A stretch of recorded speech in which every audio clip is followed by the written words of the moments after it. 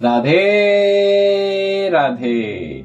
मैं अभिषेक भटनागर एक बार फिर अपने चैनल गॉड इज माइंड पर आप लोगों का स्वागत करता हूं। जिस तरीके से हमने कल तीसरे स्कंद को समाप्त किया और तीसरे स्कंद में जितना भी सांख्य योग ज्ञान श्री कपिल देव मुनि जी ने देवहूति माता को सिखाया था उसके बारे में जरूर सुने और जरूर से जरूर तक उसमें से यदि उस ज्ञान में से एक ज्ञान को भी आपने अपनी दिनचर्या में समाहित कर लिया तो आपका जीवन सुगम बन जाएगा। करते हैं आज हम चौथे स्कंद की शुरुआत। जिस तरह मैंने बताया था चौथे स्कंद में सती जी का दक्ष प्रजापति जी के यज्ञ में तन त्याग करना और पार्वती जी नाम से हिमाचल पर्वत के यहाँ जन्म लेना तथा ध्रुव भक्त व राजा प्रतु की कथा हम सुनेंगे। इसमें पहला अध्याय हम आज शुरू करते हैं। अत्रि मुनि का उत्पन्न होना और तप करना। अत्रि मुनि के यहाँ चंद्रमा, दत्तात्रेय और दुर्वासा जी का जन्म लेना। नर नारायण गिरापति व्यासदेव शुकदेव, बार बार बिनवो तुम्हें हरो विघ्न बुद्धिदेव। मैत्री ऋषिवर जी ने कहा, हे विदुर, अब हम संसार उत्पन्न होने का हाल कहते हैं, सुनो। ब्रह्मा जी ने मरीचि नाम बेटा उत्पन्न हुआ, उसके कश्यप व कला नाम 2 पुत्र उत्पन्न हुए। फिर उनके आगे बहुत संतान हुए जिनका हाल छठे स्कंध में आएगा। अब मैं स्वयंभु मनु की संतान का हाल कहता हूँ, सुनो। स्वयंभु मनु संसार में उत्पन्न होने वाले सबसे पहले पुरुष थे। ये स्वयंभु मनु के बारे में आप लोगों ने आज के दिन में काफी बहुत ज्यादा डिस्कशन भी हो रहा है। एक मुस्लिम धर्म गुरु जी ने भी यह बात करी थी कि स्वयंभु मनु जो थे वो पहले पुरुष थे। ये इस तरीके का डिस्कशन जो पीछे हुआ था, तो अब आप लोगों के लिए जानना बहुत जरूरी है कि आखिर स्वयंभु मनु कौन थे, जो कि हमारे हिंदू शास्त्र में पैदा होने वाले सबसे पहले व्यक्ति थे। अब उन्हीं के बारे में यानी उनके वंश के बारे में हम आपको बताने जा रहे हैं। राजा स्वयंभु मनु के देवहूति आदि 3 कन्याएं और उतानपाद प्रियव्रत नाम के 2 बेटे हुए। देवहूति जी का विवाह करदम ऋषिवर जी से हुआ था, जिनके यहाँ कपिल देव जी भगवान ने अवतार लिया था। उसका हाल हम वर्णन कर चुके हैं। अब अन्य दोनों बेटियों का हाल कहते हैं, ध्यान से सुनिए। एक कन्या का विवाह दक्ष प्रजापति से और दूसरी बेटी का विवाह रुचि प्रजापति से स्वयंभु मनु जी ने कर दिया। रुचि प्रजापति जी के उस कन्या से अत्रि नाम का बेटा उत्पन्न हुआ और अत्रि से 3 बेटे हुए। इतनी कथा सुनकर विदुर जी ने मैत्री ऋषिवर से कहा, महाराज, तीनों बेटों के उत्पन्न होने का हाल वर्णन कीजिए।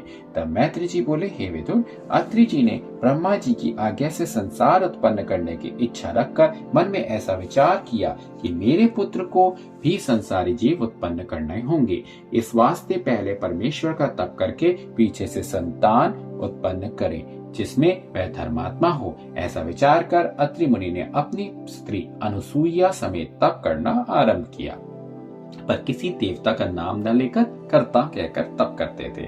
जब 100 वर्ष तप करते बीत गए तब ब्रह्मा, विष्णु और महादेव जी तीनों देवताओं ने जाकर अत्रि मुनि को दर्शन दिया। मुनीश्वर ने तीनों देवताओं की पूजा और स्तुति करके कहा, महाराज, मैंने तो एक देवता का तप किया था, आप तीनों देवताओं ने किस वास्ते मुझे दर्शन दिया? अब मैं अपनी कामना किससे मांगू? फिर वचन सुनकर विष्णु जी ने अत्रि मुनि को उत्तर दिया, और तुम तप करते समय कर्ता का नाम लेते थे। हम तीनों देवता कर्ता हैं। एक एक काम उत्पत्ति, पालन और नाश जगत का करते हैं। हम लोगों ने आदि ज्योति निरंकार की महिमा से जन्म पाया है। निर्गुण निरंकार किसी को अपना दर्शन नहीं देते। उन्हें कोई आंख से देख नहीं सकता, पर जगत का सब काम उनकी आज्ञा अनुसार हम लोग करते हैं। अपने अपने काम पर जिसका ऊपर हम वर्णन कर चुके हैं उनकी ओर से वर्तमान है। जो तुझे इच्छा हो सो हम लोगों से वरदान मांग। यह वचन सुनते ही अत्रि मुनि ने दंडवत करके उनसे कहा, महाराज, मैं भाग्यवान व धर्मात्मा पुत्र चाहता हूँ।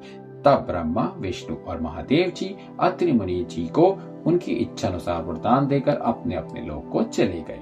अत्रि मुनि ने जहाँ दत्तात्रेय विष्णु भगवान की कृपा से, दुर्वासा महादेव की आशीर्वाद से और चंद्रमा ब्रह्मा की दया से तीनों पुत्रों ने जन्म लिया।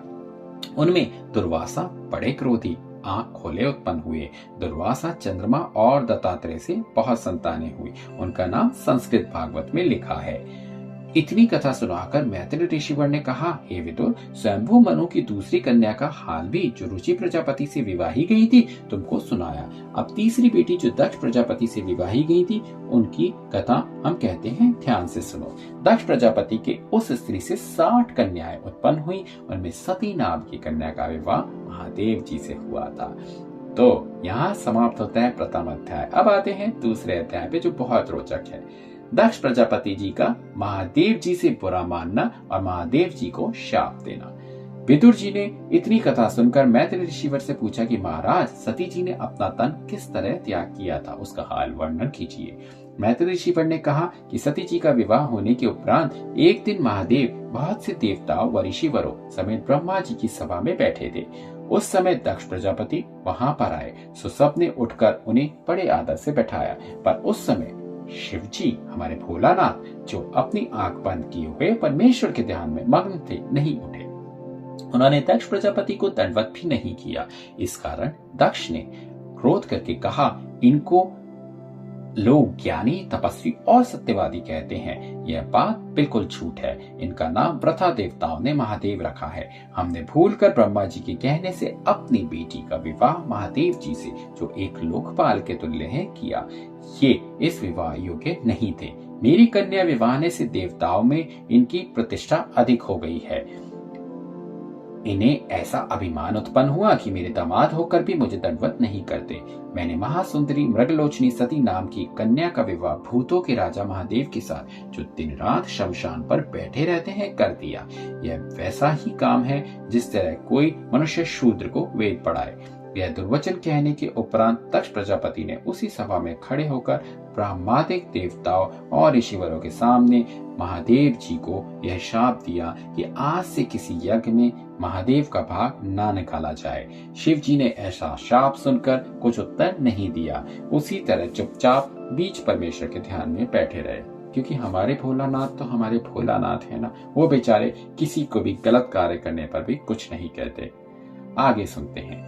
जब दक्ष ऐसा शाप देकर अपने घर को चले गए, तब नंदीगण ने विचारा कि देखो, शिव शंकर भोलानाथ हमारे स्वामी को बिना अपराध इस ब्राह्मण ने शाप दिया है, इसलिए मैं भी ब्राह्मणों को शाप दूंगा। यह विचार कर नंदीगण ने सब सभा वालों को सुनाकर कहा, हे दक्ष, मैं तुझे और सब ब्राह्मणों को शाप देता हूँ कि ब्राह्मण लोग वेद पुराण पढ़ने पर भी अंतिम अवस्था का सोच नहीं रखेंगे और अपनी पूजा पाठ, जप व तप का फल मनुष्यों के साथ रुपया लेकर बेचेंगे। प्रमाण किए बिना ही सबको आशीष देंगे, प्रणाम किए बिना सब जगह भोजन करेंगे, धर्म अधर्म का विचार नहीं करेंगे। नंदीगण का यह शाप सुनकर भृगु ऋषिवर ने, जो सभा में बैठे थे, कहा कि हे नंदीगण, तुमने दक्ष प्रजापति के अपराध करने पर सब ब्राह्मणों को व्रत शाप दिया, इसलिए मैं भी महादेव जी के भक्तों को शाप देता हूँ कि जो लोग परलोक का डर छोड़कर मद्य पिएंगे और अपने शरीर पर राख मिलेंगे, कानों में बड़े बड़े छेद कराएंगे, महादेव जी के समान योगियों का वेश बनाएंगे, पूजा पाठ करने का फल उन्हें प्राप्त ना होगा। जब यह शाप हो चुका, तब दक्ष प्रजापति अपने स्थान को चले आए। कितनी गलत बात है। इसी सब बातों के चलते ना केवल ब्राह्मणों को शाप मिल गया, अपितु जितने सारे भक्त महादेव जी के हैं, उन्हें भी शाप मिला। यह बहुत गलत हुआ था, परंतु शास्त्र तो शास्त्र है और ये सब शास्त्रों में लिखा है और होनी है, उसका हम कुछ नहीं कर सकते। अब आगे पढ़ते हैं। महादेव जी भी नंदीगण और भृगु ऋषिवर का झगड़ा देखकर नंदी पल पर बैठकर चढ़कर कैलाश को चले गए और समाधि लगाकर परमेश्वर का ध्यान करने लगे। सब देवता और ऋषिवर आदि भी उस सभा में यह हाल देखकर दुखित होकर अपने अपने घर को चले गए। दक्ष प्रजापति ने अपने घर पहुंचकर ये विचार किया कि मैंने देवताओं और ब्राह्मणों की सभा में ऐसा शाप दिया है कि कोई महादेव जी का भाग यज्ञ में ना निकाले, पर इस बात का आरंभ पहले मुझे ही करना चाहिए। जब हम अपने घर यज्ञ करके सब देवताओं, ऋषिवरों और ब्राह्मणों को बुलाकर महादेव जी को यज्ञ में भाग ना देंगे, तब अधिक अपमान होगा और कोई मनुष्य भी यज्ञ में उनका भाग ना निकालेगा। ऐसा विचार कर दक्ष प्रजापति ने यज्ञ की तैयारी करके सब देवताओं, दैत्य और ऋषिवरों को न्योता भेज दिया। देखिए कितना गलत किया। दक्ष ने इतना भी नहीं जाना कि हमारे महादेव एक ध्यान में बैठे थे और अपने ही खुद के दामाद को श्राप दे दिया और अपनी ही बेटी के घर को उजाड़ दिया, क्योंकि यही श्राप वो कारण था जिस वजह से माता सती ने यज्ञ में जाकर दक्ष के अपने तन को त्याग कर दिया था। तो ये कथा जो है आपको हम कल सुनाएंगे। कल हम आपको यह सुनाएंगे कि किस तरह सब देवता, ऋषिवर और गंधर्व आदि का अपने अपने विमानों पर चढ़कर दक्ष के कराए गए यज्ञ में जाना और सती जी का कैलाश पर्वत से देखना और उसके बाद सती जी का अपने पिता के घर पर जाना और उसी यज्ञ में अपना तन त्याग कर देना। तो ये सब ज्ञान आपको कल सुनने को मिलेगा। तो जिस किसी को भी सती जी के अध्याय को सुनने की लालसा हो तो जरूर आए और ना केवल इस अध्याय को अपितु अपनी इस भागवत की श्रृंखला को जरूर रोजाना सुने, क्योंकि श्रीमद् भागवत का पूरी 1 वर्षीय श्रृंखला को सुनने का पुण्य आपको तभी मिलेगा जब आप हर रोज इसको सुनेंगे। यदि आप रोजाना इसको नहीं सुन पाते हैं तो जैसे भी करके या तो एक दिन में 2 अध्याय या एक दिन में 5 अध्याय, क्योंकि हम अपनी ये जो सीरीज में जो एक अध्याय जो भी हम करते हैं वो 10 मिनट से 15 मिनट का ही होता है, तो इतना वक्त तो आप निकाल ही सकते हैं। चलिए करते हैं फिर आज के दिन की शुरुआत राधे राधे के नाम के साथ। जय श्री कृष्णा। और आप सब लोग पुण्य करते जाएं और पाप को अपने से दूर भगाएं। जय श्री कृष्ण।